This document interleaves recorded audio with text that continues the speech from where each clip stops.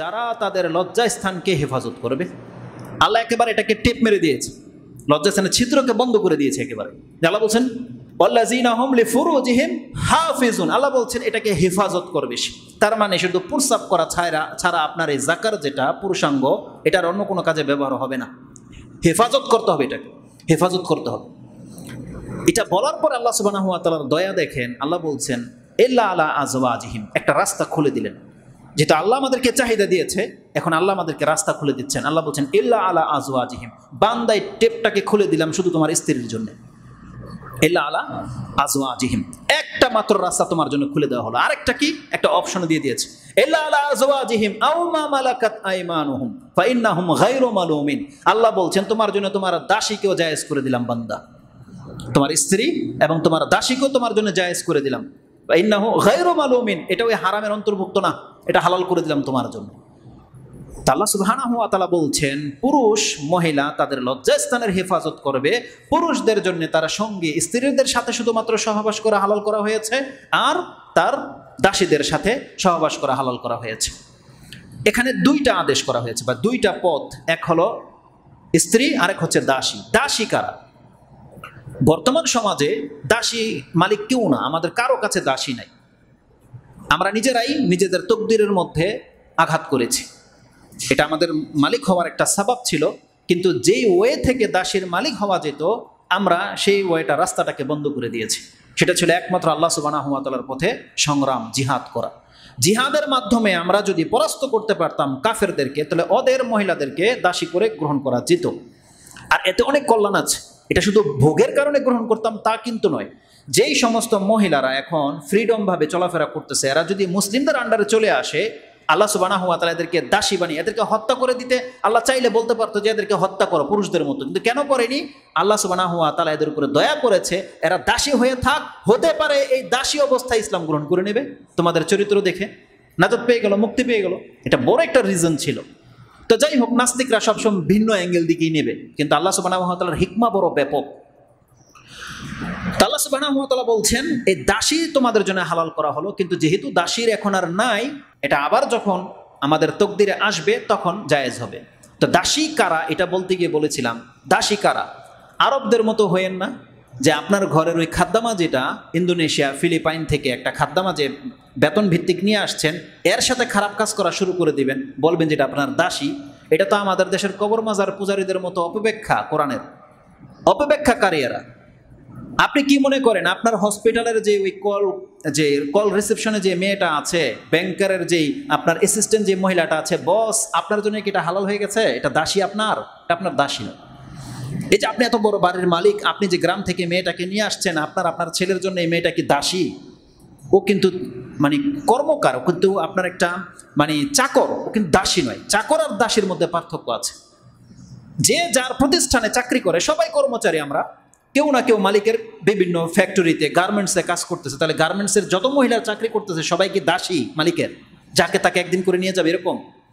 এটা হচ্ছে কর্মচারী, তারা টাকার বিনিময়ে বেতন ভিত্তিক সে চাকরি করে, আপনি তাকে কিনে নেন নাই।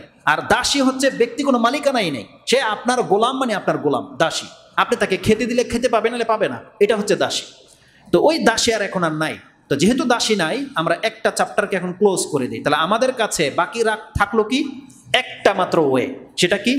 যাকে বিয়ে করা হালাল করা হয়েছে, আপনি শুধু ওই জায়গাটা ব্যবহার করতে পারবেন, এছাড়া অন্য কোনো জায়গায় আপনি আপনার লজ্জাস্থানকে ব্যবহার করতে পারবেন না। যদি করেন, আল্লাহ বলছেন ফামানি বিতাগা ওয়ারাআ যালিকা, যদি কেউ তার দাসী অথবা স্ত্রী ছেড়ে অন্য কোনো দিকে নজর যায় বা অন্য কোনো দিকে সে যায়, তাহলে সে কি?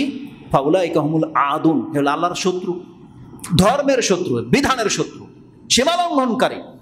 আল্লাহ বলছেন ফামানি বিতাগা ওয়ারাআ যালিকা, এই বিধানের বাইরে যদি কেউ অন্য কোনো কিছুকে তালাশ করে, অন্য কোনো জায়গায় অন্য কোনো ওয়ে তালাশ করে, হতে পারে সে অন্য কোনো মহিলার কাছে গেল, হতে পারে সে জাপান থেকে, চায়না থেকে একটা ডল কিনে নিয়ে আসলো।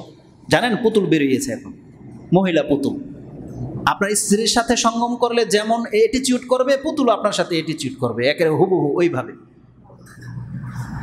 ধ্বংসের দিকে ঠেলে দিচ্ছে জাতিকে, একেবারে ধ্বংসের দিকে ঠেলে দিচ্ছে। এটাকে তারা মানে জাতির কল্যাণের জন্য বানিয়েছে, যুবকদের কল্যাণের জন্য, কিন্তু অধপতনে ঠেলে দিয়েছে। তারপরে টয়েস বের হয়েছে, খেলনা, এগুলো যেগুলো ব্যবহার করে। আল্লাহ কি বলেছে? না হেফাজত করতে হবে লজ্জাস্থান, একটা জায়গায় মাত্র ব্যবহার হবে, সেটা শুধুমাত্র তারা সঙ্গীর সাথে। আরে নিজেরটা নিজে সে ব্যবহার করতে পারবে না, আল্লাহ হারাম করে দিয়েছে। নিজেরটা নিজে সে ব্যবহার করতে পারবে না, যদি প্রয়োজন হয় তাহলে তাকে বিয়ে করতে বলেছে। আল্লাহ বলছেন যারা এই পথ ছেড়ে অন্য কোন পথ গ্রহণ করবে, তার মানে তাদেরকে আল্লাহ সুবহানাহু ওয়া তাআলা আদুন বলেছে। আদুন মানে আল্লাহর বিরুদ্ধাচরণকারী, আল্লাহর বিধানটাকে ছুঁড়ে ফেলা দেওয়া ব্যক্তি।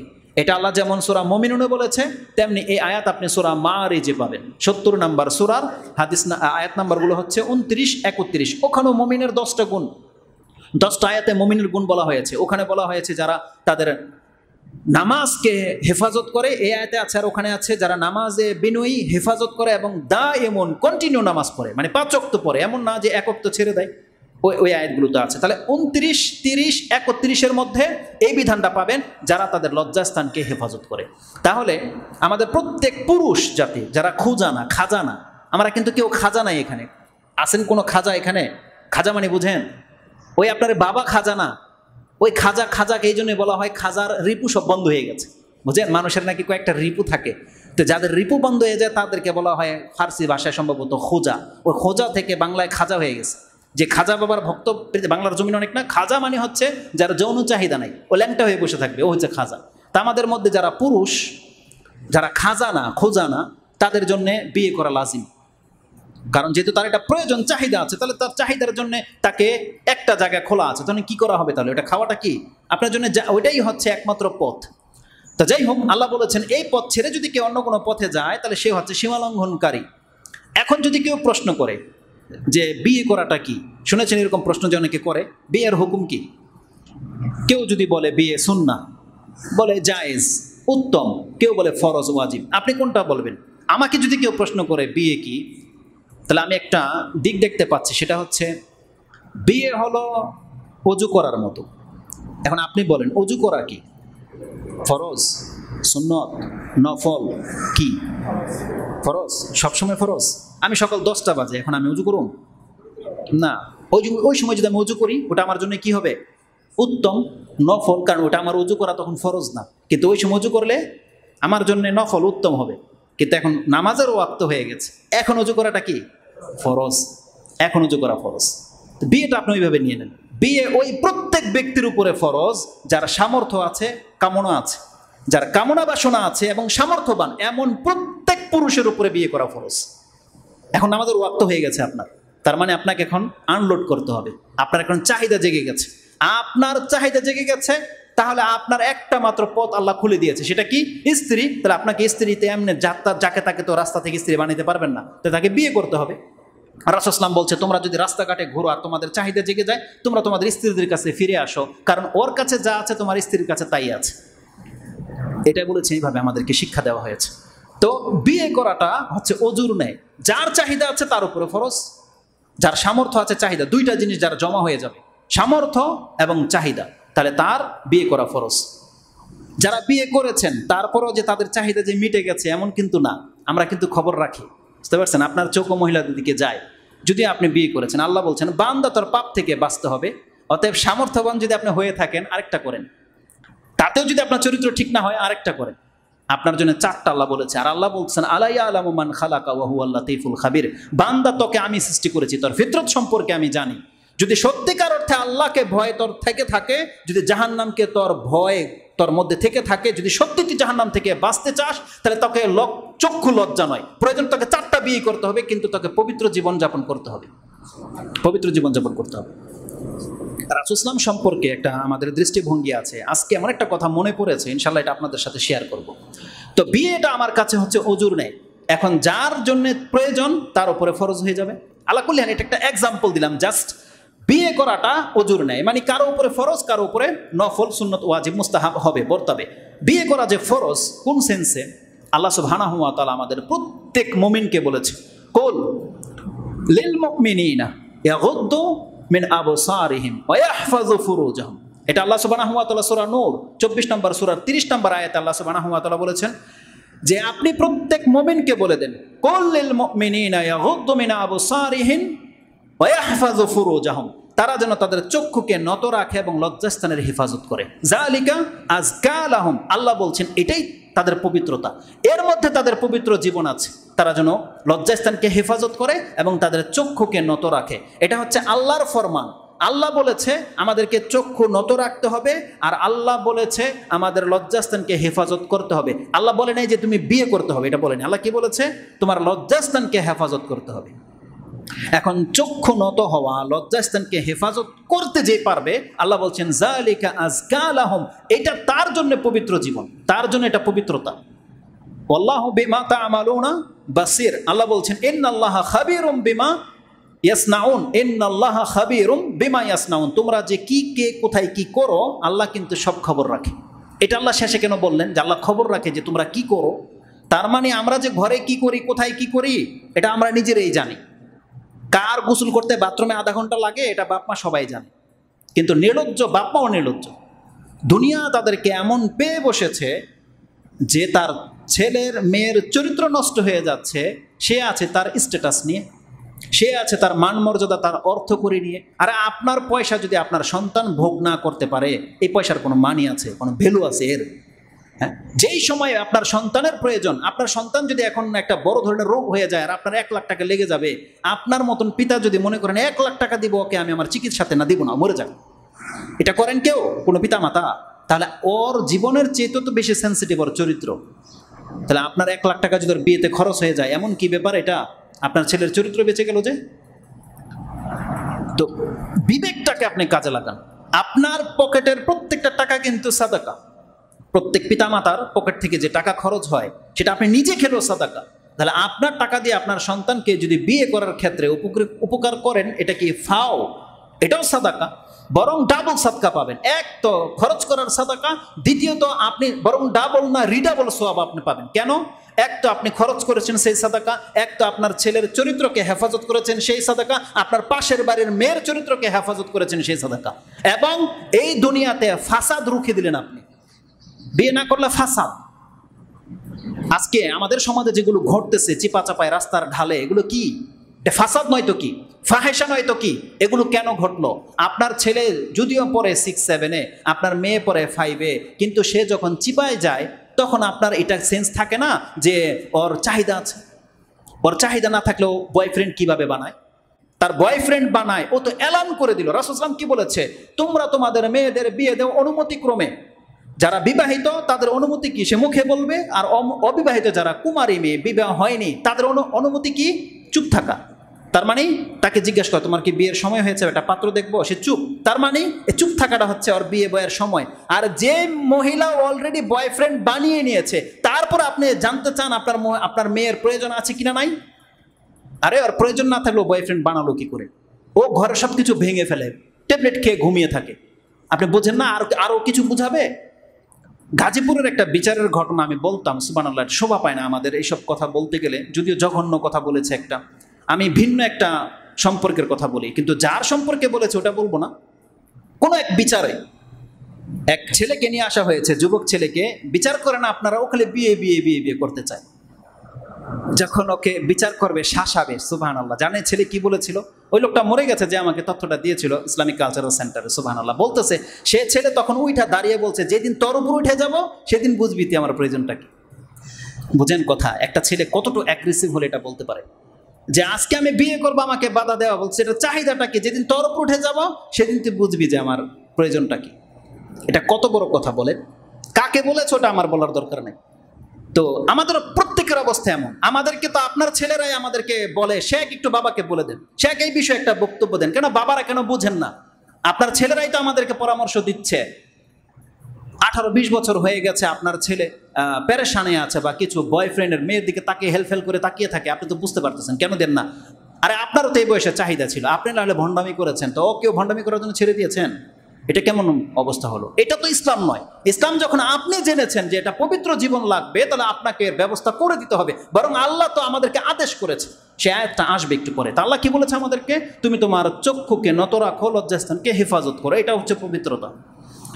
এখন আল্লাহ একটা আদেশ জারি করে দিয়েছে, আর আপনাকে তৌফিক দেন না এটা হতে পারে।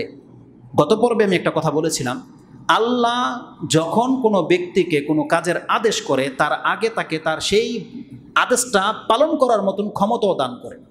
যেমন এই যে রমজান মাস আসতেছে না, রমজান কার উপরে ফরজ? যে সিয়াম রাখতে পারবে এর উপরে, না যে রাখতে পারবে না এর উপরে? যে রাখতে পারবে প্রত্যেক এমন ব্যক্তির উপরে সিয়াম ফরজ, আর যে রাখতে পারবে না তার উপরে ফরজ নাই। জাকাত কার উপরে ফরজ? যার টাকা আছে সে জাকাত দেবে, নাকি আপনাকে জাকাত দেওয়ার জন্য আল্লাহ বলছে টাকা ইনকাম করো? কোনটা? যার টাকা আছে, যে টাকার মালিক, তার উপরে জাকাত ফরজ। তার মানে আল্লাহ ক্ষমতাটা আগে দেয়, তৌফিক আল্লাহ আগে দেয়, তারপরে আপনাকে ডিউটি দেয়, তার আগে না। তো বিয়ে করতে বলেছে, আল্লাহ বলেছে তুমি তোমার লজ্জাস্থানকে হেফাজত করো, চক্ষুকে নত রাখো। আল্লাহ আদেশ করে ছেড়ে দিয়েছে, আপনাকে ব্যবস্থা বলে দেয়নি? ব্যবস্থা বলে দিয়েছে। আসুন ব্যবস্থাটা কি? মুহাম্মদুর রাসূলুল্লাহ সাল্লাল্লাহু আলাইহি ওয়াসাল্লাম এমন একটা উত্তম প্রেসক্রিপশন দিয়েছেন, আপনি দেখেন কি আছে। আব্দুল্লাহ ইবনে মাসউদ রাদিয়াল্লাহু তাআলা আনহু হজে আব্দুল্লাহ ইবনে আব্বাস সম্ভবত বলেছে যে আপনাকে আপনার যৌবনটাকে স্মরণ করিয়ে দিই, আসুন আপনাকে একটা বিয়ে করিয়ে দিই। আব্দুল্লাহ ইবনে আব্বাস তখন একবারে বৃদ্ধ, তখন বলতেছে যে ভাতিজা বা কিছু একটা, যে ওই সময় আর এখন নাই। তবে রাসূল সাল্লাল্লাহু আলাইহি আমাদেরকে বলেছে, তখন তিনি একটা হাদিস উল্লেখ করেছিল যে সামিয়াতু রাসূল সাল্লাল্লাহু আলাইহি ওয়াসাল্লাম ইয়াকুল ইয়া মাশারাশ শাবাব। এক বর্ণনায় যুবকদের কথা আছে, আরেক বর্ণনায় যুবক ছাড়া সব পুরুষের কথা আছে। ইয়া মাশারাশ শাবাব মান ইসতাতা মিনকুমুল বাআতা ফালিয়াতাজাওয়াজ। হে যুবকের দল, সামর্থ্যবান পুরুষরা, যাদের প্রয়োজন আছে তোমরা কি করো? বিয়ে করো। যাদের প্রয়োজন আছে তোমরা বিয়ে করো। ইয়া মাশারাশ শাবাব, কি হলো এটা? ঠিক আছে। তো আল্লাহ সুবহানাহু ওয়া তাআলা আমাদেরকে যে আদেশ করেছে, রাসূলুল্লাহ সাল্লাল্লাহু আলাইহি ওয়াসাল্লাম আমাদেরকে শিক্ষা দিচ্ছেন, সেই পবিত্র জীবনটা কি হবে? রাসূলুল্লাহ সাল্লাল্লাহু আলাইহি ওয়াসাল্লাম বলছেন ইয়া মাশারাশ শাবাব মান ইসতাতা মিনকুমুল বাআতা ফালিয়াতাজাওয়াজ ওয়া মান ফাইন্নাহু আগাদ্দু লিল বাসার ওয়া আহসানু লিল ফারাজ। রাসূল সাল্লাল্লাহু কি বলেছে? কারণ এটার মধ্যেই তোমার চক্ষু নত হয়ে যাবে, আর এর মাধ্যমে তোমার লজ্জাস্থান হেফাজত হয়ে যাবে।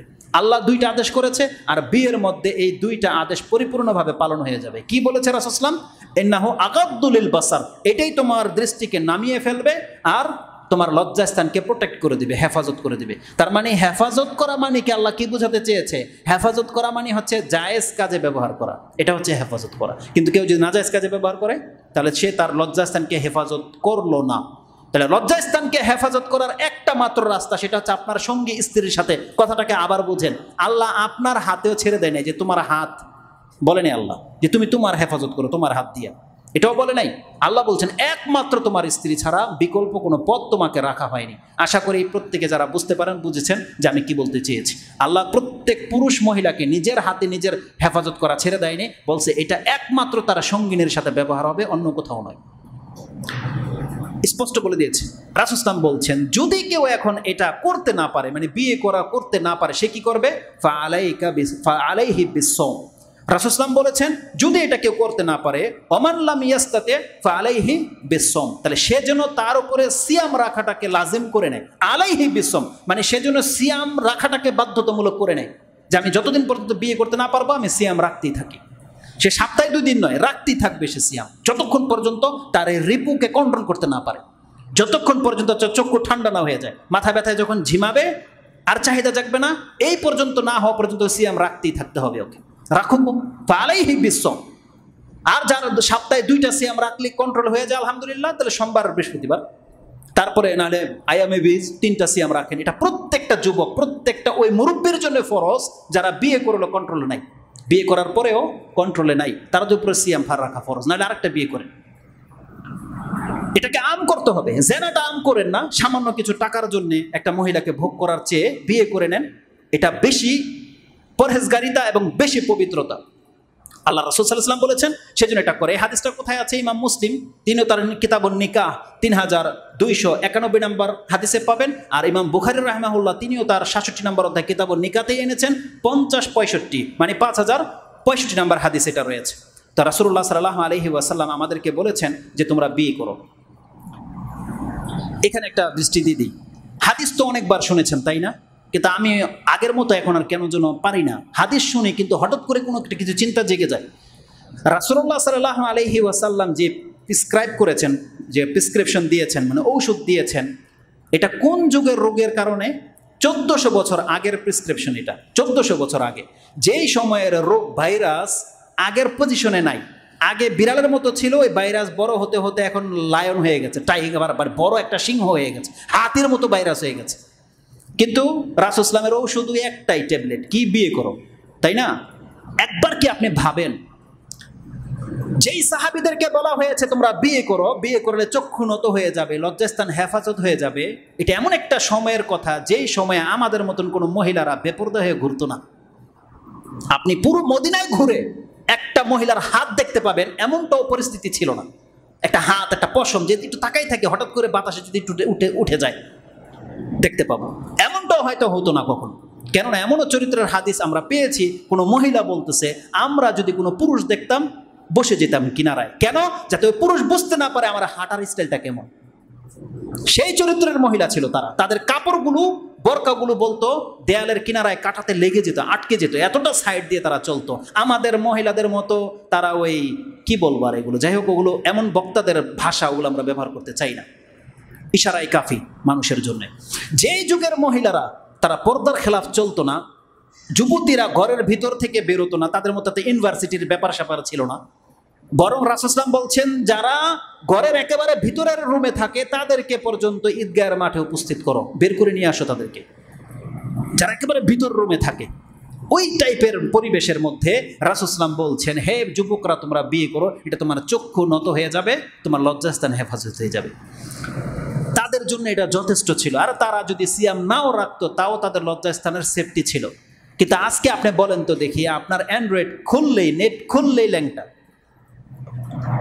আপনার সিএনজিতে বসবেন, অটোতে বসবেন, পাশের মহিলাটা, পাশের সিটটা মহিলা, এই যে ড্রাইভার বসেছেন, আপনি সিট বসেন, সামনের প্রত্যেকটা সিট মহিলার, আপনার চোখ ওদিকেই যাচ্ছে, আবার অ্যাঙ্গেল থেকে। সংসদে বসেছেন মহিলা, স্টেডিয়ামে মহিলা, ভার্সিটিতে মহিলা, শিক্ষাতে মহিলা, এমন কোন জায়গায় আছে যেখানে মহিলা আপনার চোখে পড়ে না? তাহলে যেখানে পুরুষদের অন্তরের মধ্যে আল্লাহ মহিলাদের চাহিদা সব থেকে বেশি দিয়েছে, আপনারা কোন জাতের পুরুষ নাকি সব খোঁজা আল্লাহই জানে। যেসব যুবকরা, যারা পিতারা, পুরুষরা বিয়ে করতেছেন না, মহিলার পাশে গিয়ে বসেন আর আপনার পশমও দাঁড়ায় না, সুবহানাল্লাহ, আপনার ফিজিক্যালি নিয়ে তো আমার সমস্যা, আমার তো টেনশন হয় যে আপনার পশম দাঁড়ায় না একটা মহিলার পেছনে পাশে বসলে, এটা কি হইতে পারে? নাকি আপনি নিশ্চয়ই কিছু একটা করেন, আপনার অবৈধ সম্পর্ক আছে, নাহলে এটা এমন একটা ফিতরত, একটা চুম্বকের পাশে থাকবে, এটা টানবে না, এটা তো হইতে পারে না। তাহলে আপনার চুম্বকই দুর্বল। আর যদি এটা হয়ে থাকে, কোরআনের আয়াত আল্লাহ বলছে, আপনি মিথ্যুক প্রমাণিত হয়ে যাবেন যে আপনি হুজুর আমি বসলে আমার ফিলিংস হয় না, তাহলে আপনি মিথ্যুক প্রমাণ হয়ে যাবেন। কারণ কোরআনে আল্লাহ আমাদেরকে আয়াত দিয়ে বলেছে, যুয়িনা লিন-নাসি হুব্বু শাহওয়াতি মিনান নিসাই ওয়াল বানিনা ওয়াল কানাতিরিল মুকান্তারাতি মিনাজ যাহাবি ওয়াল ফিদ্দা ইলা আখিরিল আয়াত। আল্লাহ সুবহানাহু ওয়া তাআলা সূরা আলে ইমরান 3 নম্বর সূরা 13 নম্বর আয়াতে বলছেন, একজন পুরুষের জন্য যত কিছুকে আমি চাহিদার বস্তু বানিয়েছি তার প্রথম নম্বরে হচ্ছে মহিলা। যুয়িনা লিন-নাসি হুব্বু শাহওয়াতি মিনান নিসাই। আসলে হাসির বক্তব্য আমরা করি, অনেকে বলে ভাই আপনি হাসেন না, তো এখন হঠাৎ করে আমার একটা কথা মনে পড়ে গেল যে না হাসে পারলাম না। আমরা যখন ফেসবুকে স্ট্যাটাস দেই, তো এক মহিলা পর্দা মানে ছিল প্রোফাইল পিকচার, সে কমেন্ট করেছে, মানে আমি কি একটা কমেন্ট, আল্লাহ, আমি আবার স্বভাব হচ্ছে যে আকীদাগত বিষয়ে যদি কোনো ফল দেখি আমি সেখানে কমেন্ট না করে থাকতে পারি না, যেহেতু ব্যাপারটা হচ্ছে আকীদার মাসলা মাসালের মধ্যে আমি ইন্টারফেয়ার করি না। তো এক মহিলা আমি কমেন্ট করাতে, সে বলতেছে যে মহিলা দেখলেই কমেন্ট করতে ইচ্ছা করে, আমাকে বলতেছে, সুবহানাল্লাহ। তখন এই আয়াতটার কথা আমি মনে পড়ে গেল। আমি বলছি, তা আপনি কি জানেন না যে আল্লাহ বলেছে যে কোরআনে যুয়িনা লিন-নাসি হুব্বু শাহওয়াতি মিনান নিসা, যে একজন পুরুষের কাছে সব থেকে চাহিদার জায়গা মহিলাকে করা হয়েছে। তো আপনি কি আয়াত পড়েন নাই? তো আলহামদুলিল্লাহ, এরপরে আর সে কোনো কমেন্ট করে নাই। তালা কুল্লি হাল, আল্লাহ যেখানে বলেছে যে আমি বান্দা একজন পুরুষের জন্য মহিলার চাহিদা করে দিয়েছি, আর আপনি বলতেছেন যে না আপনি ফেরেশতা, এটাকে মেনে নেওয়ার মতো না? আপনার ভিতরে সমস্যা আছে, ওই নেতার সমস্যা আছে। নেতা বলতেছে যে একটা মহিলা ওর কাপড় পরবে, পোশাক পরবে, এতে আমার সমস্যা হবে কি? মহিলার কি বলে, ও যে ওর কেন সমস্যা হবে, আমি আমার পোশাক, বলছে আমার বাবার টাকার পোশাক আমি পরবো, ওর কেন সমস্যা হবে?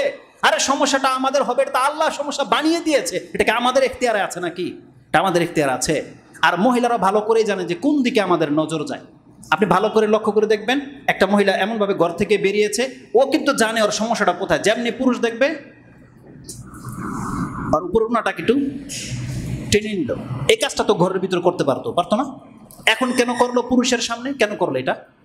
কারণ ও ভালো করেই জানে পুরুষের নজর কোন দিকে যায়। আর প্রত্যেকটা হচ্ছে দুষ্ট টাইপের প্রকৃতির, প্রত্যেকটা দুষ্ট টাইপের প্রকৃতির। ও নিজে চায় যে পুরুষরা ফলো করুক, এই জন্য ওর ড্রেস আপগুলো এরকম। না হলে এমন এমন ড্রেস কেন বেরোবে যে ওর ভিতরের পোশাকের সাথে বাইরের কালার এক না, যাতে করে ভিতরের কালারটা দেখা যায়। কেন পরবে? ও জানে যে পুরুষদের দুর্বলতা আছে এখানে, আল্লাহ বলেছে কথা, পুরুষ হবার দুর্বলতা হবেই। আর আপনি বলবেন যে হবে কেন? সুবহানাল্লাহ। আপনি ভাববেন না যে এই সমস্যাটার কারণে শুধু আমরা শাস্তি পাবো। প্রত্যেকটা মহিলা কাল কিয়ামতের মাঠে চরম শাস্তি পাবে যার দিকে একটা পুরুষ তাকিয়েছে। রাসূল সাল্লাল্লাহু আলাইহি ওয়াসাল্লাম কি বলেছে? মুমিলাতুন মাইলাত, যে অন্যকে আকৃষ্ট করেছে, অন্যের প্রতি আকৃষ্ট হয়েছে, এমন প্রত্যেক মহিলা কাল কিয়ামতের দিন ফেঁসে যাবে। আল্লাহ তার দিকে ভালো রহমতের দৃষ্টিতে তাকাবেই না। আল্লাহ সুবহানাহু ওয়া তাআলা বলেছে এমন মহিলার দিকে। অতএব আমরা আপনাদের চিন্তা ভাবনা বুঝি, আমরা তো এই সমাজের লোকই, তাই না? আপনি আমাদেরকে সাধু ভাইবেন না।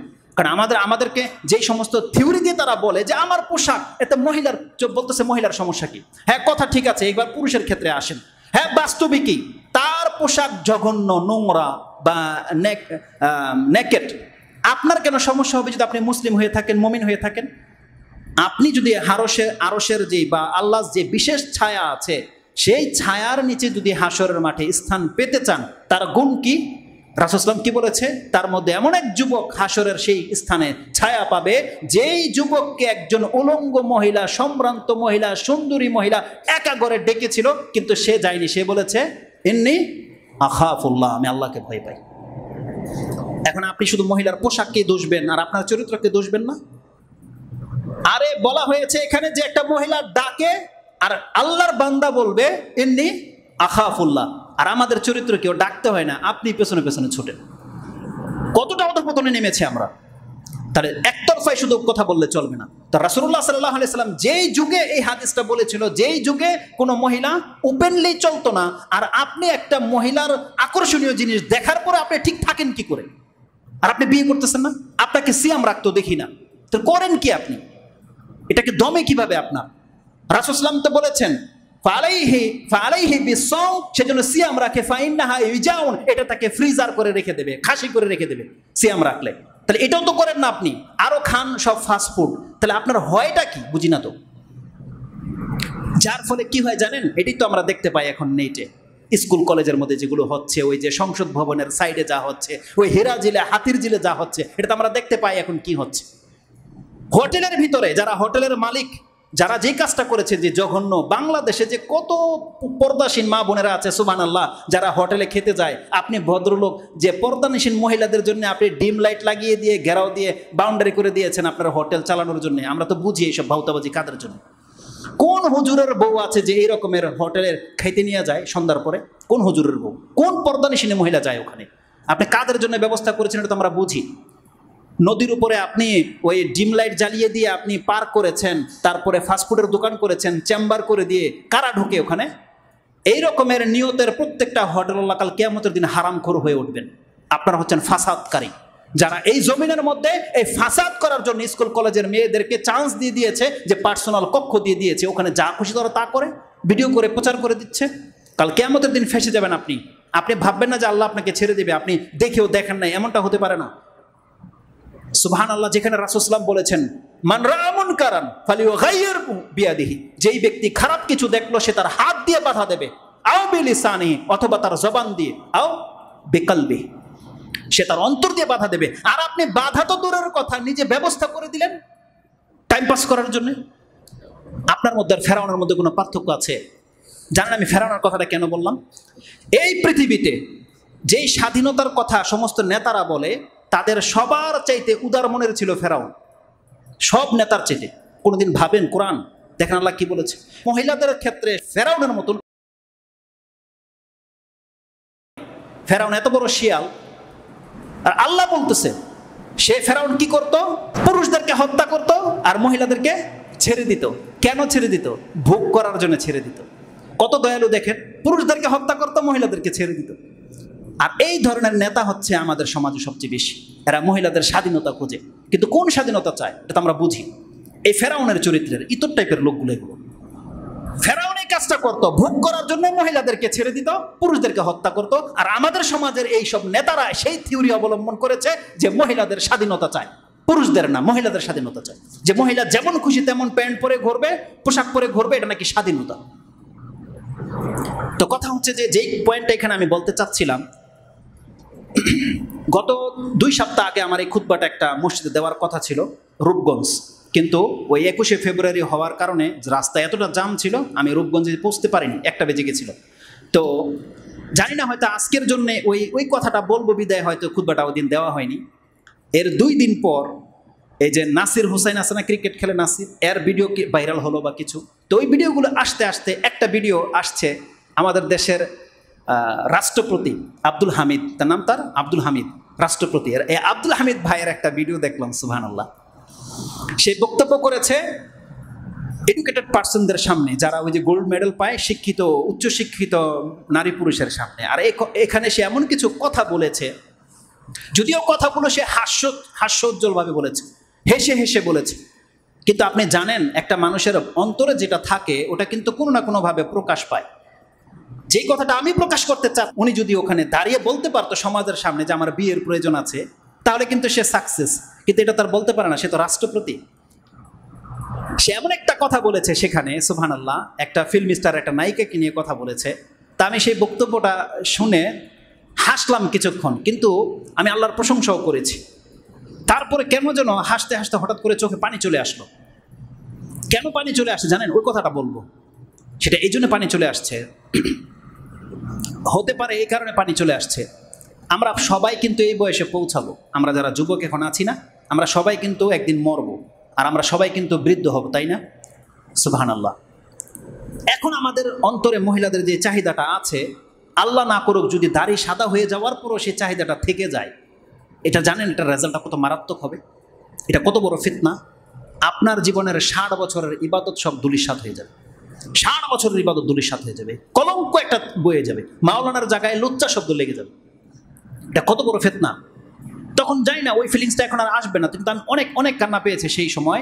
আমি একবার আল্লাহর কাছে বলেছি, আল্লাহ ফিতনা থেকে তুমি আমাদেরকে মুক্ত করে রাখো, কারণ এটা হচ্ছে চরম ফিতনা। রাসূল সাল্লাল্লাহু আলাইহি ওয়াসাল্লাম কি বলেছেন? উসামা বিন যায়েদ রাদিয়াল্লাহু তাআলা হাদিসটাকে কোট করেছেন ইমাম বুখারী রাহিমাহুল্লাহ, তিনি তার নিকাহ কিতাবুল নিকার মধ্যে উল্লেখ করেছেন। তিনি বলেছেন,